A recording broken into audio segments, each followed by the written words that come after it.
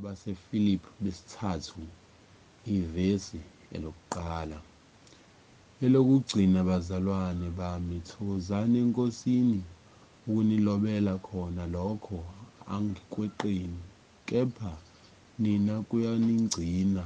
Xwayani izinja, nixwaye izisebenzi ezimbi, nixwaye abokusika, ngokuba singukusoka thina esikhonza ngoMoya kaNkulunkulu. Sizibonga kuKristu Jesu, singethembi enyameni, nakuba nami bengingaba nokwethemba enyameni. Uma omunye umuntu ecabanga ukuthi unokwethemba enyameni, mina kakhulu ngasokwa ngosuku lwesishiyagalombili, ngingowamhlanga luka-Israyeli, owesizwe sakwaBhenjamini, umHebheru wamaHebheru, ngokomthetho umFarisi, ngokushisekela ngingowazingela ibandla, ngokulunga okusemthethweni ngingosokileyo. Kanti-ke lokho okwakuyinzuzo kimi ngokushaya indiva ngenxa kaKristu, yebo impela, konke ngikushaya indiva ngobukhulu bokumazi uKristu Jesu iNkosi yami, engilahlekelwe yikho konke ngenxa yakhe.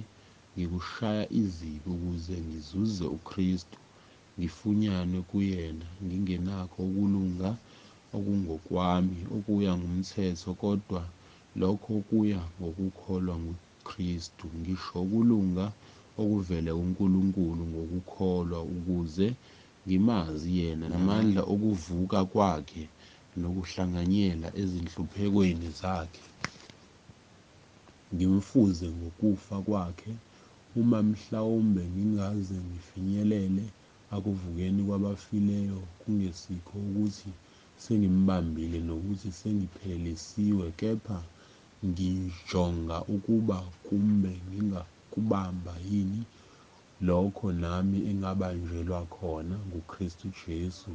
Bazalwane, angisho ukuthi mina uqobo sekubambile, kepha kanye angikwenzayo ngikholwa okungesemuva, ngizelulela kokungaphambili, ngijonge emklomelweni wokubizwa okukhulu kwaphezulu nguNkulunkulu uJesu Kristu.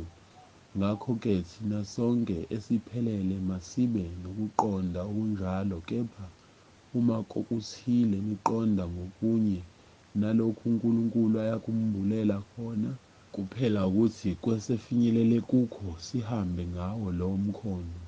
Ngilingiseni kwabazalwane, nibabhekisise abahamba njengathi esiyebonela kini, ngokuba abaningi enganitshela kaningi ngabo, namanje nginitshela nangezinyembezi, bahamba beyizitha zesiphambano sikaKristu, abakuphela kwabo kukubhujiswa, abankulunkulu wabo yisisu, nodumo lwabo lusehlazweni labo, abangabanaki abomhlaba, kepha thina singabombuso wasezulwini, lapho futhi silindela khona ukuba kuvele uMsindisi, iNkosi uJesu Kristu.